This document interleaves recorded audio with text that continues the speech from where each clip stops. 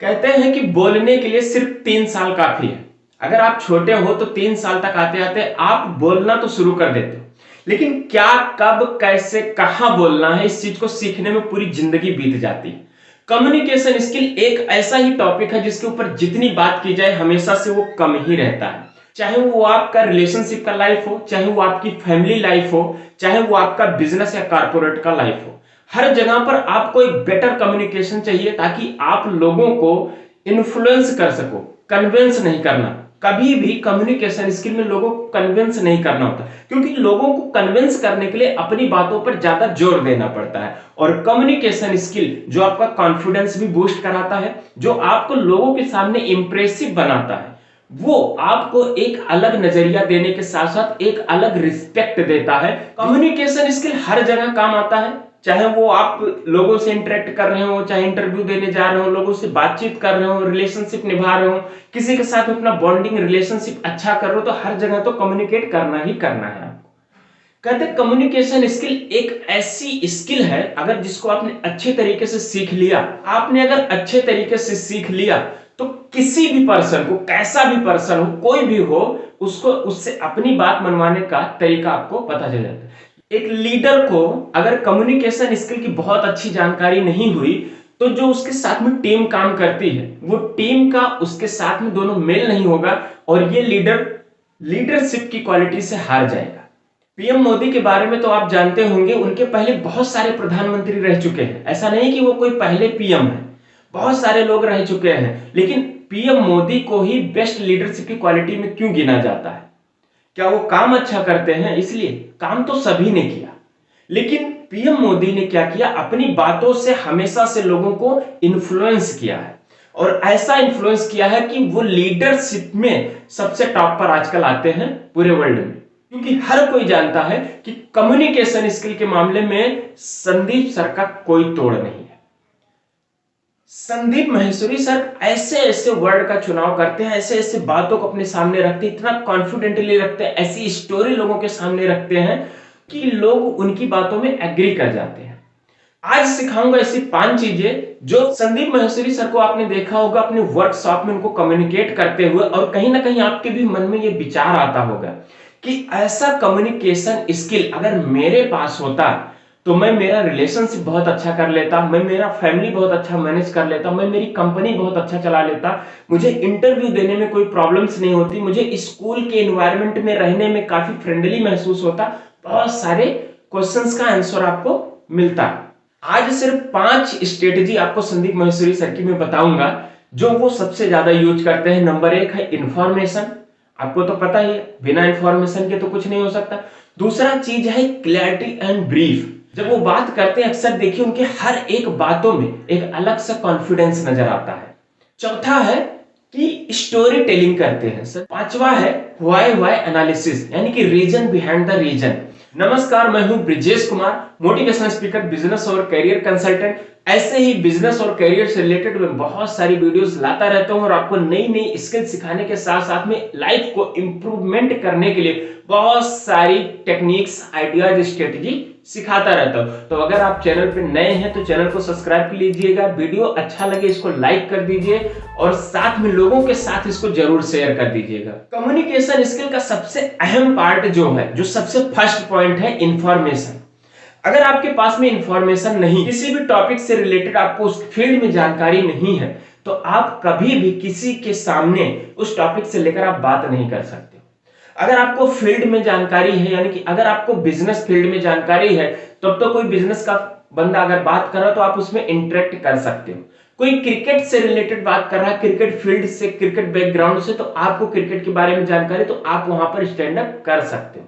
अगर कोई एडवाइस या रिलेशनशिप के बारे में बात कर रहा है तो आप उसके बारे में अगर जानकारी रखते हो, आपको बहुत ज्यादा एक्सपीरियंस है, तो आप उस कैटेगरी में अपने आप को फिट कर सकते हो। अगर कोई बहुत अच्छी स्टडी या पढ़ाई या यूपीएससी या फिर यूं कहो कि नौकरी और ऐसी चीजों के बारे में बात कर रहा है और उसके बारे में अगर आपको जानकारी है, तो डेफिनेटली उस कैटेगरी में भी आप अपने आप को स्टैंड अप कर सकते हो। हर उस जगह पर जहां पर आपका इंफॉर्मेशन आपको दूर करता हो, वहां पर आप कम्युनिकेट नहीं कर सकते हो। वहां पर आपका चुप रहना ही सही होता है।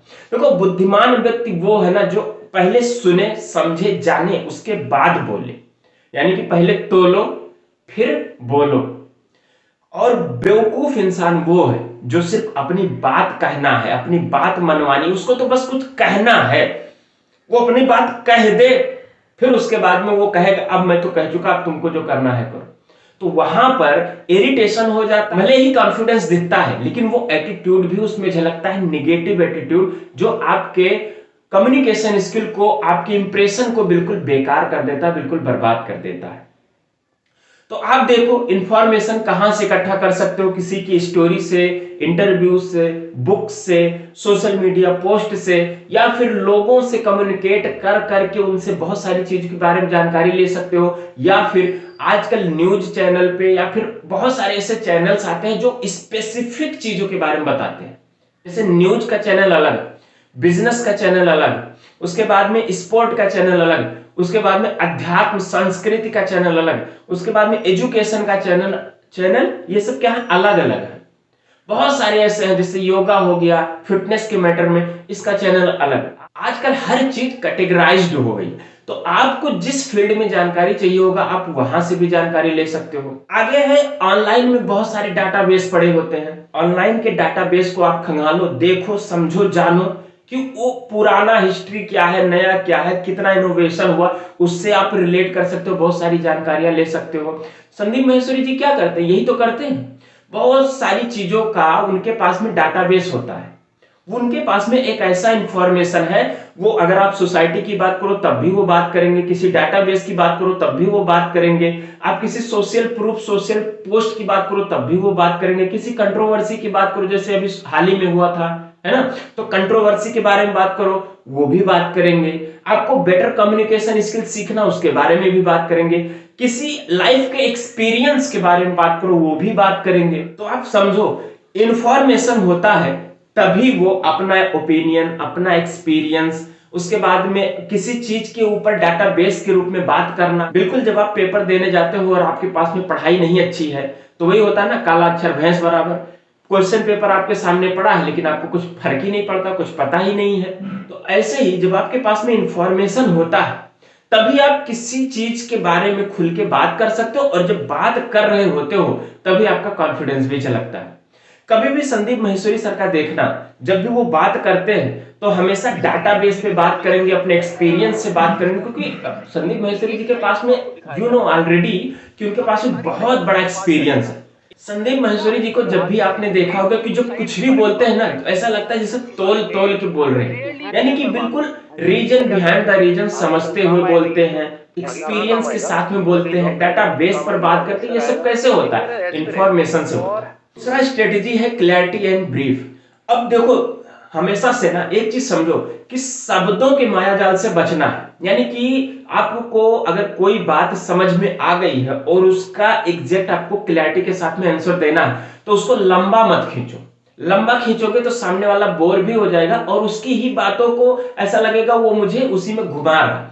तो क्या करना है, क्लियर कट बात करनी, बहुत शॉर्ट में बात करनी है जिससे समझ में आए कि एक्चुअली आप कहना क्या चाहते हो। दूसरी चीज ये कि बहुत शॉर्ट में बात करो, शब्दों का मायाजाल नहीं फैलाना है, ऐसा लंबा लंबा नहीं बात करना है कि जिसकी वजह से वो सुने ज्यादा समझे कम। उसके बाद में जब आपका कम्युनिकेट हो तो ऐसा लगे आपने तो सारी चीज उसको समझा दी, आपने तो सब कुछ बता दिया लेकिन उसके कुछ पल्ले नहीं पड़ा, तो कम्युनिकेशन स्किल में गैपिंग आ जाएगी। इसलिए जब भी आप बात कीजिए तो बात करने में हमेशा सरल भाषा का यूज की। जैसे संदीप माहेश्वरी जी क्या करते हैं, जैसे लोग वहां पर उपलब्ध होते हैं, जैसे लोग उनके वर्कशॉप में आए हुए होते हैं, स्टूडेंट कैटेगरी, एंटरप्रेन्योर कैटेगरी है, या फिर सोसाइटी के लोग हैं, या फिर एज का डिफरेंसेस भी देखा जाता है, तो उसमें क्या होता है, उसमें सरल भाषा का हमेशा यूज किया जाता है। जब आप सरलता से लोगों को समझा रहे हो तो एक बात का और ध्यान रखना कि बातों को सीक्वेंस में करना, स्ट्रक्चर्ड बात करना। ये नहीं कि आप कभी ये बात कर रहे हो तो कभी ये बात कर रहे हो तो कभी ये बात उठा ले रहे हो तो कभी ये छूट गया इसको भी उसी में सम्मिलित कर दे रहे हो। नहीं, हमेशा से जब साफ सरल सीधा जब आप बात करते हो तो स्ट्रक्चर्ड बात करो, एक एक पॉइंट को क्लियर करते हुए, ताकि समझ में। संदीप माहेश्वरी जी को कभी भी देखना, जब भी वो अपने वर्कशॉप में बात करते हैं तो हमेशा सामने वाले की प्रॉब्लम को समझते हैं, उसको आइडेंटिफाई करते हैं, उसके बाद में उसी प्रॉब्लम को लेकर जब सोल्यूशन देना होता है, ओपिनियन देना होता है एक्सपीरियंस के साथ में या डेटाबेस के साथ में, तब वो क्या करते हैं, सरल भाषा की यूज करते हैं, स्ट्रक्चर्ड बात करते हैं और उसको समराइज करते रहते हैं कि इसका मतलब ये होता है, इसका मतलब ये होता है, इसका मतलब ये होगा, तो उसका कंक्लूजन निकल के ये आता है। उसको समराइज भी करते रहते हैं। साथ में ये भी ध्यान रखते हैं कि क्या उनकी बातें आपको समझ में आ रही हैं। ऐसा नहीं कि उनका जो कम्युनिकेशन स्किल है, उनका लेवल तो है बहुत बड़ा, नॉलेज तो बहुत कुछ है, इंफॉर्मेशन तो बहुत बड़ा, लेकिन वो बातें नहीं कर पा रहे जिससे आप रिलेट कर पाओ, आप समझ पाओ। तो सुनने वाले को समझते भी हैं कि आपको वो बातें समझ में आ रही कि नहीं समझ में आ रही। Number 3, confidence. सबसे मेन लेवल ये है कि आपका कॉन्फिडेंस लेवल हमेशा से दिखना चाहिए। अब बात करते हैं कि कॉन्फिडेंस लेवल लोगों का लो क्यों हो जाता है। ये तभी लो हो जाता है जब आपका पहला पॉइंट वीक हो जाता है। पहला यानी कि इंफॉर्मेशन का फेज जब आपका वीक हो गया, आपको पता ही नहीं कि बात क्या करना है, तो या तो आप बात कर रहे हो तो आपके हकलाहट सी होती है, तुलतुलाहट सी होती है, बातों में आप घूम फिर जा रहे हो, शब्दों का माया जाल का यूज कर रहे हो, तो क्या होता है सामने वालों को ना कुछ क्लैरिटी नहीं मिल पाती, खुद कंफ्यूज में दिखते हो। कंफ्यूज क्यों हो गए? जब आपके पास में इंफॉर्मेशन की कमी होगी। तो कभी भी जब भी कॉन्फिडेंस की बात आती है तो कॉन्फिडेंस बढ़ता कैसे? कॉन्फिडेंस बढ़ेगा जब आप पॉजिटिव बॉडी लैंग्वेज रखो, साथ में जब आप कम्युनिकेट करो, टू वे जब कम्युनिकेशन होता है तो सामने वाले को पहले समझो कि एक्चुअली वो कहना क्या चाहता है, किस फील्ड के बारे में बात कर रहा है। अगर उस फील्ड के बारे में आपको जानकारी नहीं है तो उस फील्ड से आप हट जाओ, बोल दो मुझे इसके बारे में जानकारी नहीं, इससे कोई गुनाह नहीं है, इसमें कोई दिक्कत वाली बात नहीं है। हमेशा कॉन्फिडेंट में रहने के लिए ना हमेशा प्रिपेयर्ड करके रखो, किस टॉपिक पे आपको बात करना है, किस विषय में बात कर रहा है, हमेशा प्रिपेयर्ड रहो, बिलीव रखो अपने अंदर। अगर आपके पास में इंफॉर्मेशन हुआ तो ये सारी चीजें आपके अंदर आ जाएंगी। संदीप माहेश्वरी जी को देखिए, जब भी वो कॉन्फिडेंटली किसी के सामने अपने आप को प्रेजेंट करते हैं तो कॉन्फिडेंटली क्यों रहते हैं? क्योंकि उनको पता है किसी भी सेशन के लिए जिस टॉपिक पे बात करना, उस टॉपिक को लेकर वो बिल्कुल कॉन्फिडेंट है, तैयार है। उनको बिलीव है कि जिस टॉपिक के बारे में लोग मुझसे सीखने आए हैं, मुझसे सवाल जवाब करने हैं, मुझसे जानने आए हैं, वो टॉपिक मेरा आज के लिए रेडी है। कोई भी स्टैंड अप अगर क्वेश्चन कर लेता है तो वो उसी अराउंड में करेगा, तो मुझे इसके बारे में आंसर देने में कोई हिचकिचाहट नहीं होगी और ना ही मैं उसको शब्दों के माया जाल में लपेटूंगा, बल्कि बिल्कुल क्लियर एंड ब्रीफ में उसको आंसर्ड कर दूंगा। तो इससे क्या होगा? कॉन्फिडेंस हमेशा बढ़ा रहता है। अगला है स्टोरी टेलिंग। अब कभी भी आप संदीप माहेश्वरी जी को देखिएगा, जब कोई ऐसी प्रॉब्लम के ऊपर बात कर रहे होते हैं या फिर ऐसा लग रहा होता है कि ये ना थोड़ा क्रिटिकल प्रॉब्लम है, इसको लोगों को रिलेट करने में थोड़ी सी समस्याएं आ सकती हैं, तब वो एक रिलेटेड स्टोरी लाते हैं। शॉर्ट में, बहुत सी शॉर्ट में रिलेटेड स्टोरी लाते हैं। तो संदीप माहेश्वरी जी क्या करते हैं? वो पहले स्टोरी लोगों को समझाने की कोशिश करते हैं। अब चूंकि स्टोरी माइंड में बहुत जल्दी स्टोर होता है, इसके लिए क्या है कि जब वो स्टोरी लोगों को सुना देते हैं तो स्टोरी से क्या होता है, फिर उसमें वर्ड का आपस में मेल करा देते हैं कि इस चीज को ऐसे समझ लो, इसको इस पे कैरेक्टरिस्ट कर देते हैं ना, तो वो चीजें अच्छे से समझ में आ जाती है। अब जब स्ट्रक्चर्ड तरीके से स्टोरी के माध्यम से आपको अच्छे से अपना रिलेटेड प्रॉब्लम समझ में आ गया, तो स्टोरी के माध्यम से जब वो सोल्यूशन भी देंगे, संदीप माहेश्वरी जी जब स्टोरी के माध्यम से सोल्यूशन देते हैं तो वो सोल्यूशन आपको अच्छे तरीके से, रिलेटेड तरीके से समझ में आ जाता है। और जब स्टोरी सुनाएं तो स्टोरी में हमेशा इमोशंस का भी ख्याल रखना है, क्योंकि स्टोरी हवाई वाली स्टोरी नहीं समझ में आती है। शॉर्ट स्टोरी आजकल देख ही रहे होंगे कि शॉर्ट स्टोरी का जमाना चल रहा है, और जब भी लोगों को ऐसा लगता है कि जैसे 1 मिनट में अपनी सारी बातें कह देना होता है, शॉर्ट वीडियो बनाते हैं, तो वो इमोशन का जरूर यूज करते हैं। बिना इमोशन के इम्पैक्ट नहीं पड़ता है, तो स्टोरी में इमोशन डालना जरूरी है। जैसे इंसान में एक इंसानियत नाम की एक फीलिंग होती है, कि इमोशन होता है, वैसे ही जब आप किसी भी स्टोरी में फीलिंग्स डाल देते हैं, इमोशंस डाल देते हैं, तो वो कनेक्टेबल हो जाता है। और रिलेटेड स्टोरी होने के साथ साथ में ऐसी स्टोरी हो जो इमेजिनरी हो, ऐसा लगे कि हाँ इमेजिन कर ले जाओगे। ऐसा नहीं है कि आप स्टोरी तो सुना रहे हो लेकिन उसमें कैरेक्टर, उसमें ऐसी चीजें आप यूज कर रहे हो जो बिल्कुल फैंटेसी है, बिल्कुल रिलेटेबल ही नहीं है, जो बिल्कुल माइंड से ऊपर जा रही है। ऐसी कैरेक्टर, ऐसे सीन्स आप क्रिएट कर रहे हो, स्टोरी में बहुत सारे ऐसे इमेजेस को आप दर्शाने की कोशिश कर रहे हो, लेकिन वो ना तो रियल में एग्जिस्ट करती है और ना ही लोगों के माइंड में वो चीज इमेजिन हो पा रहे हैं। तो ऐसी स्टोरी से आपको बचना है। शॉर्ट में स्टोरी तो सुनाओ, रिलेटेड हो, जो उनके प्रॉब्लम्स को आइडेंटिफाई करे। दूसरा ये हो स्टोरी में इमोशंस हो, और तीसरा ये हो कि स्टोरी जो सुनाए वो इमेजिनरी हो, उसको इमेजिन कर ले जाए, उसको ऐसा लगे कि वो स्टोरी नहीं सुन रहा, उसको लगे कि ये एक मूवी चल रही है, उस मूवी को वो देख रहा है।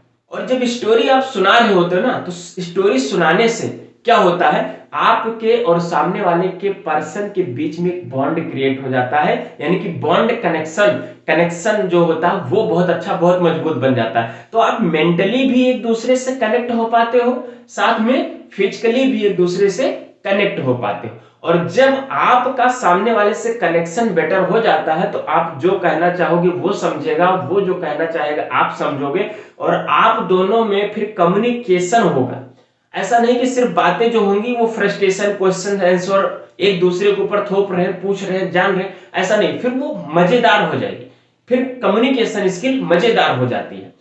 तो स्टोरी टेलिंग इस प्रकार से आपको करनी चाहिए, जैसे संदीप महेश्वरी जी करते हैं, इन सभी पॉइंट्स का यूज कर। अगला है वाई एनालिसिस। वाई एनालिसिस यानी कि reason behind the reason. Information को आपको अच्छा यूज करना आता है, बहुत टाइप का इंफॉर्मेशन है, साथ में आप ये भी समझ पा रहे हो कि क्लियर और ब्रीफ में आपको बात करनी है, ये भी आपको समझ में आ गया। तीसरा ये समझ में आ गया कि कॉन्फिडेंट तरीके से बात करना, ताकि सामने वाले पर एक इंप्रेस अच्छा पड़ सके, ये भी आपको समझ में आ गया। चौथा पॉइंट आपको समझ में आ गया कि अगर स्टोरी के माध्यम से बात करेंगे तो वो भी अच्छा होगा। ये सारी चीज कहां से सीखी आपने? संदीप महेश्वरी जी से सीखी कि ऐसे ऐसे वो बात करते। लेकिन अब संदीप महेश्वरी जी एक और चीज सिखाते हैं। क्या सिखाते हैं कि वाई एनालिसिस यानी कि रीजन बिहाइंड द रीजन। जब तक आपको रूट कॉस्ट रीजन नहीं पता होगा, तब तक आपका जो चार चीजें मैंने बताया, यानी कि इंफॉर्मेशन भी बेकार है। जब तक आपको रीजन नहीं पता होगा, कैसे आप इंफॉर्मेशन यूज करोगे, है ना? तो संदीप महेश्वरी जी रीजन निकालते हैं। रीजन, भाई रूट कॉस्ट क्या है, क्या रीजन है, किसकी वजह से ये इनसाइट जनरेटेड क्वेश्चंस आ रहे हैं, या फिर लाइफ रिलेटेड क्वेश्चंस आ रहे हैं, या फिर रियल लाइफ एग्जांपल्स आ रहे हैं। पहले उसकी जड़ को पकड़ो, जड़ को समझो। तो पहले जड़ पे फोकस करते हैं, तो जड़ को निकालना है। जब तक जड़ को आप निकालोगे नहीं, जब तक उसके तह तक पहुंचोगे नहीं, तब तक आपके लिए जो इंफॉर्मेशन है उसका यूज नहीं कर पाओगे। अब क्लियर और शॉर्ट में, ब्रीफ में बात करनी, तो समझ ही नहीं पाओगे कि जब रीजन ही नहीं पता है तो मैं किस बेसिस पे क्लियर और शॉर्ट में बात करूं। तीसरा चीज है कॉन्फिडेंस, तो हमेशा दिक्कत करेगा, क्योंकि जब आप बातें करोगे ही नहीं तो कॉन्फिडेंस दिखेगा कहां से। चौथी चीज है स्टोरी आपको सुनानी है। तो स्टोरी जब आप सुनाना चाहोगे, तो स्टोरी जैसे संदीप महेश्वरी जी सुनाते हैं, वो पहले रूट कॉस्ट को निकालते हैं, फिर उसमें एक स्टोरी ऐड करते, तब वो रिलेटेबल होता है। तो इस प्रकार से वाई एनालिसिस आपको करना ही चाहिए। हर चीज के पीछे कम से कम 4 से 5 बार वाई यूज करो। जैसे इसी बात को अगर लेते हैं कि आपको कम्युनिकेशन क्यों करना है, अब क्यों करना है, तो इसके पीछे जाओ कि भाई मुझे अच्छा कम्युनिकेटर बनना है, बातचीत करना है। इसके पीछे मुझे अच्छा कम्युनिकेटर क्यों बनना है, क्योंकि लोगों के बीच में आपका इंप्रेशन अच्छा रखना चाहते हो, आपको एक नई इमेज चाहते हो, लोगों को आप चाहते हो इन्फ्लुएंस करने में आपको आसानी हो, और आप जो बात को वो समझ पाए। अब वो बात उनको समझाने क्यों है, क्योंकि आपका उनका एक बॉन्डिंग है, एक रिलेशन है। अगर आप इंसान होने के नाते सामने वाले इंसान की फीलिंग, इमोशंस को नहीं समझ पा रहे हो, तो आप अपनी फीलिंग या इमोशंस को नहीं समझा पाओगे। अच्छा, फिर उसके बाद में वाई करो कि ये सारी चीज मुझे करनी क्यों है, क्योंकि भैया इंसान है, जीना है, तो लोगों के बीच में जीना है, और लोगों के बीच में जब हम जीते हैं तो वहां पर अपने भी बारे में सोचते हैं, यानी कि मेरा स्टेटस क्या होगा, मुझे लोग किस नजरिए से देखेंगे, मेरा कैरेक्टर क्या होगा, मेरे बारे में लोगों की थिंकिंग क्या होगी, ऐसी बहुत सारी बातें, और मुझे किस कैटेगरी का लोग समझेंगे। वाई एनालिसिस करने के बाद में आपको समझ में आया रीजन बिहाइंड द रीजन। जब तक ये नहीं आप क्लियर कर पाओगे, तब तक आप कुछ नहीं कर पाओगे। संदीप महेश्वरी जी जब कोई भी शो करते हैं, कोई भी वर्कशॉप अपना करते हैं, तो उसमें भी उनका वाई एनालिसिस हुआ रहता है कि मुझे ये शो क्यों करना है, मुझे कोई इवेंट करना है तो क्यों करना है, मुझे अगर यहाँ पर स्टूडेंट को इनवाइट करना है तो क्यों करना है, वो सब कुछ डिफाइन होता है। वाई एनालिसिस बहुत जरूरी, ये समझ लीजिए कि बेस है, जब तक वो बेस आपका क्लियर नहीं होगा तब तक आप कुछ नहीं कर सकते। वाई वाई एनालिसिस करने से आपको क्या होता है ना, प्रॉब्लम का आइडेंटिफिकेशन करने में आसानी हो जाती है, प्रॉब्लम को आइडेंटिफाई कर लेते हैं, रीजन बिहाइंड द रीजन आपको पता चल जाता है। जब आपको रीजन बिहाइंड द रीजन पता चल जाता है तब आपको समझ में आ जाता है कि अब मैं किसी भी प्रकार से अपनी बात को सामने वालों को समझाने में समर्थ हूं। तो ये रही वो 5 स्ट्रेटेजी। सबसे पहला इंफॉर्मेशन, जब तक आपके पास में इंफॉर्मेशन नहीं होगा आप बात नहीं कर पाओगे। दूसरा है क्लियर एंड शॉर्ट में बात करना, यानी ब्रीफ में बात करना। तो जब आपके पास में इंफॉर्मेशन होगा तभी आप समझ पाओगे कितनी बात करनी है, कितना क्लियर कट बात करनी है। तीसरा चीज यह है कि तभी आपका कॉन्फिडेंस दिखेगा, आप समझ पाओगे कि आपका कॉन्फिडेंस का लेवल क्या है। चौथी चीज, आपको समझ में आएगा कि अब आपको स्टोरी किस माध्यम से सामने वाले को प्रेजेंट करनी है। अगर सामने वाला कैटेगरी बिजनेसमैन है तो उसको बिजनेस की स्टोरी सुनाएंगे, रिलेटेबल हो जाएगा। स्टूडेंट है तो स्टूडेंट की स्टोरी अगर रहेगा तो रिलेटेबल हो जाएगा। अगर कोई फील्ड वर्क में काम करता तो उसको फील्ड वर्क है, हर प्रकार के लोगों के लिए स्टोरी बनी होती, तो वो रिलेटेबल स्टोरी जब आप सुनाते हो तो वहां से आपका बॉन्ड अच्छा बन जाता है। फिर उसके बाद में पांचवा है व्हाई व्हाई एनालिसिस। पांचवा, अगर व्हाई व्हाई एनालिसिस आपने अच्छे से किया तो ये सारी की सारी स्ट्रेटजी अपनाने के बाद में एक आप बेटर कम्युनिकेटर बन सकते हो। मेरे साथ यहां तक वीडियो में बने रहने के लिए आपका बहुत बहुत धन्यवाद। वीडियो को लाइक करके चैनल को सब्सक्राइब कीजिए और इस वीडियो को उन लोगों के साथ में जरूर शेयर कीजिए जिसका अभी भी लगता है कि कम्युनिकेशन स्किल और इंप्रूव करने की जरूरत है। कमेंट करके बताइए कि 5 स्ट्रेटजी यानी कि information, clear and brief, confidence और स्टोरी टेलिंग, उसके बाद में जो व्हाई व्हाई एनालिसिस है, इन 5 स्ट्रेटजी में से सबसे अच्छी स्ट्रेटजी आपको कौन सी लगी।